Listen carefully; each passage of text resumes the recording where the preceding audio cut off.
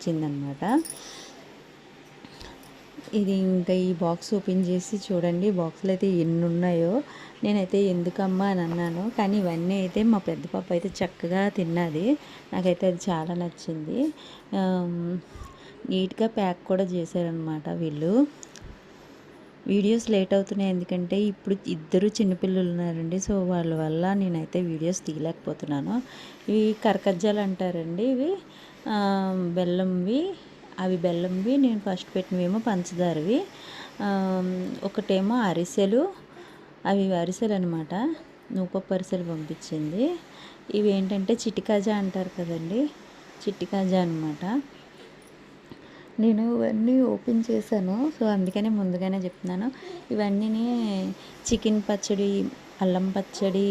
నాకు తీపావకాయ అంటే ఇష్టం, చాలామందికి తెలిసే ఉంటుంది మా సైడ్ తీపావకాయ